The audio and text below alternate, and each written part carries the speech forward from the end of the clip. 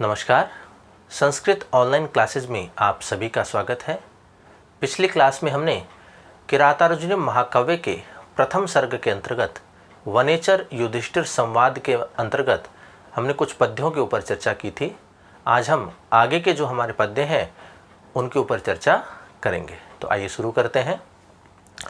अगला जो हमारा पद्य है वह है विधाय रक्षान परितः परेतरा न शंकिताकार कारम उपेति संकितः क्रियापवर्गेषु अनुजीविषात् कृतः कृतज्ञता अश्य वदन्ति संपदः।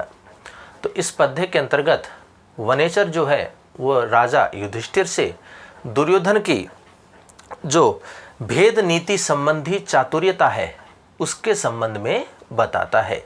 तो वनेचर राजा युधिष्ठिर से कहते हैं कि संकित है अर्थात आशंकित होता हुआ, डरा हुआ, भयभीत होता हुआ, परित है अपने चारों ओर, परेतरान रक्षान अर्थात अपने स्वजनों को विधाय नियुक्त करके, असंकिताकारम उपेति निशंक सा होकर के विचरण करता है। वह ऐसा दिखाता है कि वह भयभीत नहीं है।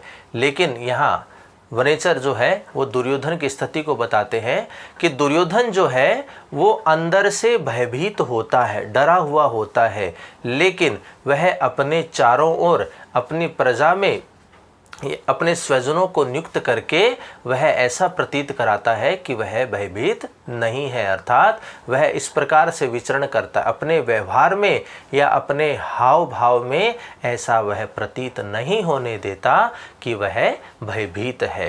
तो इसलिए वनेचर कहता है कि आशंकित होता हुआ वह दुर्योधन अपने चारों ओर अपने स्वजनों को नियुक्त करके निशंक सा होकर के विचरण करता है। फिर कहता है क्रियापवर्गेषु अर्थात क्रिया की समाप्ति पर, अनुजीवी सात कृतः अनुजीवी अर्थात जो सेवक आदि है उनको जो दी जाने वाली धन आदि संपत्ति होती है। तो कहता है कि कार्य की समाप्ति पर अपने सेवकों को दी जाने वाली संपदा है अर्थात संपत्ति या धन आदि, अस्य अर्थात इस दुर्योधन के कृतज्ञता वदंती कृतज्ञता का वर्णन करती है अर्थात कृतज्ञता को बढ़ाती है। यहाँ जब दुर्योधन के जो सेवक आदि होते हैं तो दुर्योधन के आज्ञा के अनुसार उसके जब कार्य को पूर्ण करते हैं तो दुर्योधन जो होता है वो अपने सेवकों को धन आदि प्रदान करता है। तो इस प्रकार से उस दुर्योधन की जो कृतज्ञता है वह बढ़ती है। तो इस कृतज्ञता के बोझ के तले दबे हुए उसके सेवक गण जो भविष्य में यदि दुर्योधन का कोई काम होता है तो वह बिना डरे हुए, बिना किसी संकोच के उस कार्य को पूर्ण करने के लिए तत्पर रहते हैं अर्थात तैयार रहते हैं। तो इस प्रकार से वनेचर जो है वो राजा दुर्योधन की जो भेद नीति है उसकी चातुर्यता का वर्णन करते हुए कहता है। तो यहाँ वनेचर कहता है कि आशंकित होता हुआ अपने चारों ओर स्वजनों को नियुक्त करके निशंक सा होकर के विचरण करता है और कार्यों की समाप्ति पर अपने सेवकों को दी जाने वाली धन से उस दुर्योधन की कृतज्ञता में वृद्धि होती है। इस प्रकार से वह वनेचर जो है वो युधिष्ठिर को राजा दुर्योधन की भेद नीति संबंधी जो चातुर्यता है उसका वर्णन करता है। अगला पद्य देखिए। अनारतम तेन पदेषु लंबिता विभज्य सम्यग विनियोग सत्क्रियः फलन्त्युपायः परिवृहिंतायति रूपेत्ते संघर्षम इव अर्थ संपदः।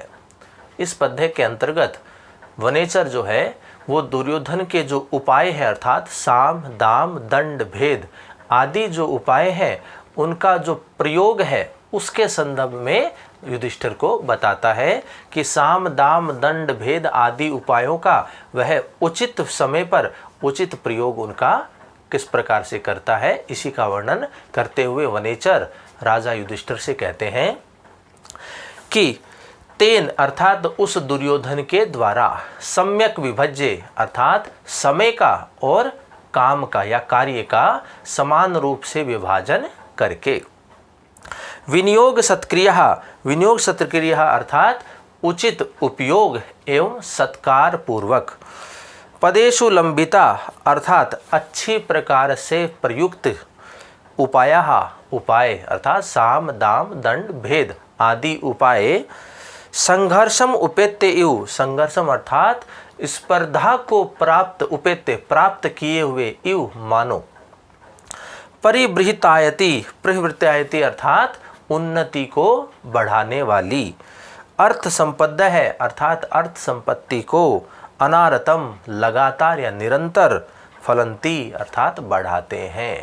तो यहाँ पर कहते हैं कि जो दुर्योधन है उसे, अब वह जो दुर्योधन है वह अपने समय का और अपने कार्यों का समान रूप से विभाजन करता है और उसे इस बात का ज्ञान है कि किस उपाय का किस समय और कहाँ प्रयोग किया जाना चाहिए। तो इस प्रकार से ऐसी स्थिति में उसके जो चारों उपाय हैं, साम दाम दंड भेद, ये ऐसे प्रतीत होते हैं कि मानो एक दूसरे से ही स्पर्धा रख रहे हों और ऐसी स्पर्धा में उस दुर्योधन की जो धन संपत्ति है वो लगातार वृद्धि को प्राप्त होती है। तो इस प्रकार का वर्णन यहाँ वनेचर दुर्योधन के समक्ष रखता है। तो यहाँ वनेचर कहता है कि उस दुर्योधन के द्वारा अपने समय का और अपने कार्यों का समान रूप से विभाजन करके उचित उपयोग और जो सत्कार आदि है उससे युक्त और अच्छे प्रकार से प्राप्त किए हुए या अच्छे प्रकार से प्रयुक्त साम दाम दंड भेद आदि उपाय मानो आपस में ही स्पर्धा रखते हुए उस दुर्योधन की अर्थ संपत्ति को लगातार बढ़ाते हैं। तो इस प्रकार का यहाँ दुर्योधन की जो शासन व्यवस्था है, उसका जो शासन कार्य है, उसका वर्णन यहाँ वनेचर युधिष्ठिर के समक्ष प्रस्तुत करता है। अगला जो पद्य है उसको देखिए। सुखेन लभ्या ददतः कृषि वलय कृष्टपच्या इव सस्य संपदः वितन्वति क्षेम अदेव मातृका चिराय तस्मिन् कुर्वः चकाशति। इस पद्य के अंतर्गत वनेचर जो है वो दुर्योधन के शासन में कृषि व्यवस्था के बारे में वर्णन करता है कि उसके शासन काल में वहाँ पर कृषि की क्या व्यवस्था है, किस प्रकार से जो पृथ्वी है वो धान्य आदि को उत्पन्न करती है। तो उसी का वर्णन करते हुए वनेचर कहता है कि चिराए अर्थात बहुत लंबे समय तक, तस्मिन क्षेमम अर्थात उस प्रजा की सेवा करते हुए या कल्याण के कार्यों को करते हुए करने वाले, वितन्वित है अर्थात विस्तार करने पर, अदेव मातृका बिना देवता के आश्रय को प्राप्त किए हुए अर्थात वर्षा के देवता के आश्रय को न प्राप्त करके भी। इसका तात्पर्य ये होता है कि कुएं से, तालाब से, नदियों के जल से सींच करके अनाज को उत्पन्न करने वाला वह कुर्वः अर्थात कुरुदेश, अकृष्टपच्या बिना हल के जोते हुए भी पके हुई फसल वाला, कृषि वलय अर्थात किसानों के द्वारा, सुखेन लभ्या बिना प्रयास के ही, बिना प्रयत्न के ही प्राप्त की हुई, सस्य संपदा अर्थात धान्य आदि जो संपत्ति है, ददतः उसको धारण करते हुए, चकासी सुशोभित होता है। उस कुरु प्रदेश की स्थिति के बारे में बताया है कि उस दुर्योधन के शासन काल में अर्थात उस कुरु प्रदेश की भूमि बिना वर्षा के देवता के आश्रय को प्राप्त किए अपने नदियों के द्वारा, के जल के द्वारा, कुएं के जल के द्वारा या तालाब आदि के जल के द्वारा ही वे अनाज को उत्पन्न करते हैं। और ऐसा प्रतीत होता है कि किसानों ने वहाँ हल जोते ही नहीं और बिना प्रयत्न के ही उस कुरु प्रदेश की भूमि अत्यधिक धान्य संपत्ति को उत्पन्न कर रही है। तो यहाँ स्थिति ये बताई गई है कि दुर्योधन का जो शासन है उस शासन काल में कुरु प्रदेश में कृषि की व्यवस्था किस प्रकार से है। तो यहाँ दुर्योधन की स्थिति बताई है कि दुर्योधन ने अपनी प्रजा के लिए अनेक कल्याणकारी कार्यों को किया है। उन्होंने कुओं का निर्माण किया है, तालाबों का निर्माण उसने किया है। यदि वर्षा नहीं होती है तब भी उन तालाबों, नदियों और कुओं के जल से अपनी भूमि को सींच करके वह अनाज को उत्पन्न कर सकते हैं। तो इस प्रकार की स्थिति यहाँ दिखाई दी है कि बिना किसानों के प्रयास के ही मानो उसकी कुरु भूमि अनेक धान्य को उत्पन्न कर रही है। तो इस प्रकार से दुर्योधन के शासन में कृषि व्यवस्था का वर्णन वनेचर युधिष्ठिर को बताता है। अगला पद्य देखिए। उदार कीर्तेरुदयम दयावतः प्रशांत बाधम दिष्टो अभिरक्षया स्वयं प्रदुग्धे अश्ये गुणे रूप स्नुता वशुपमानस्य वशुनि मेदिनी।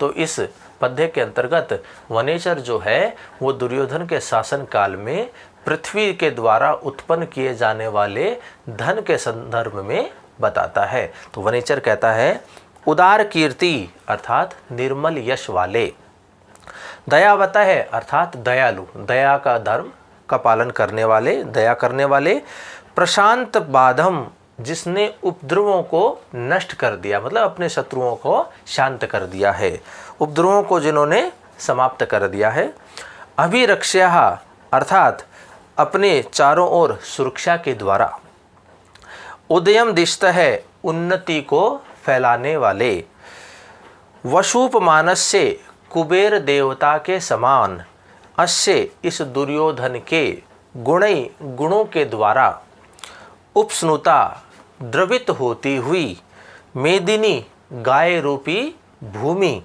या धरती, वशुनि स्वयं प्रदुग्धे स्वयं ही धन रूपी दुग्ध को उत्पन्न करती है। तो यहाँ स्थिति बताई है कि दुर्योधन के शासन काल में उसकी जो भूमि है वो अनेक संपत्ति को उत्पन्न कर रही है। तो उसी का वर्णन कहते हैं कि निर्मल यश वाले, दया रखने वाले या दयालु, उपद्रवों को शांत करने वाले, अपनी चारों ओर रक्षा को किए हुए करने वाले, उन्नति को फैलाने वाले, कुबेर देवता के समान उस दुर्योधन के गुणों के द्वारा द्रवित होती हुई गाय रूपी पृथ्वी मानो धन रूपी दुग्ध को उत्पन्न कर रही है। इस प्रकार से दुर्योधन के शासन काल में जो उसका राज्य है उस राज्य में प्रचुर मात्रा में धन उत्पन्न होता है। इसका यहाँ पर वर्णन वनेचर के द्वारा किया गया है। अगला पद्य देखिए। महोजशो मान धनः धनार्चितः धनुर्भृतः संयति लब्ध कीर्तयः न सहन्तास्तस्य न भिन्न वृत्तयः प्रियाणि वांछनत अशुभिः समीहितुम्। इस पद्य के अंतर्गत जो दुर्योधन के सेवक आदि गण हैं, जो उसकी सेवा करने वाले हैं, वो अपने प्राणों का परित्याग करके भी उस दुर्योधन की आज्ञा का पालन करते हैं या उसके द्वारा दिए गए कार्यों को पूर्ण करते हैं। उसके दिए कार्यों को पूर्ण करने के लिए वो अपने प्राण न्यौछावर करने के लिए भी तैयार रहते हैं। इस प्रकार की स्थिति इस पद्य में वनेचर के द्वारा बताई गई है। तो देखिए, महोजशय अर्थात महान ओजस्वी, मान धन सम्मान या फिर जो मान होता है उनके धनी, धनार्चित है अर्थात धन को अर्जन करने वाले, धन को प्राप्त करने वाले, संयति युद्ध क्षेत्र में, लब्ध कीर्तय है जिन्होंने अत्यधिक यश को प्राप्त किया है। तो ऐसे वो सेवक जो होते हैं दुर्योधन की, उसकी स्थिति बताई है कि जो दुर्योधन के सेवक होते हैं वो किस प्रकार के हैं। जो है महान ओजस्वी होते हैं और मान के धनी होते हैं और धन को संचय करने वाले होते हैं, संचित करने वाले, अर्जित करने वाले होते हैं और युद्ध क्षेत्र में अत्यधिक यश को वे प्राप्त करने वाले होते हैं। ऐसे वे जो सेवक हैं न सहता अर्थात वे स्वार्थ के कारण संगठित नहीं होते, मतलब संगठन नहीं बनाते हैं। न भिन्न वृत्तियाँ और विरोध के कारण भिन्न वृत्तियाँ भी उनमें नहीं होती हैं। ऐसे तस्य अर्थात उस दुर्योधन के अशुभि ही प्रियाणी अर्थात अपने प्राणों के द्वारा भी प्राणी उसके कार्यों को समिहितो वांछन्ति, पूर्ण करने के लिए तत्पर रहते हैं। इसका मतलब है कि दुर्योधन जो होता है उसके जो सेवक हैं उनके सेवक अत्यधिक बलशाली हैं और युद्ध क्षेत्र में अत्यधिक पराक्रम को दिखा करके यश को प्राप्त करने वाले होते हैं, और वो उन सेवकों के अंतर्गत धन को प्राप्त करने में या राज्य का शासन करने की उनके मध्य में किसी भी प्रकार का स्वार्थ की भावना नहीं होती है, और स्वार्थ की भावना से वो संगठित या अपने गुटबाजी नहीं करते हैं, और न ही वे दुर्योधन का विरोध करते हैं। विरोध की स्थिति में वो उनमें आपस में फूट भी नहीं पड़ती है, क्योंकि वो पहले से ही अपने सेवकों को धन आदि के द्वारा प्रसन्न करके रखता है। तो ऐसी स्थिति में वो उनके जो सेवक हैं वो अपने प्राणों का परित्याग करके भी उस दुर्योधन के द्वारा दिए गए जो कार्य होते हैं उनको पूर्ण करते हैं। या हम कहें कि दुर्योधन के द्वारा दिए गए कार्यों को पूर्ण करने में वो सेवक अपने प्राणों को भी न्यौछावर करने के लिए तैयार रहते हैं। तो इस प्रकार की जो सेवकों की भक्ति है अपने राजा के प्रति, उसका वर्णन इस पद्य में वनेचर के द्वारा किया गया है। अगला पद्य देखिए। महीभृताम सच्चरितैश्वर चरै क्रिया स वेद निःशेषमशेषित क्रिया महोदय तस्य हितानुबंधिभिः प्रतीयते धातुरिवेहितम फलै।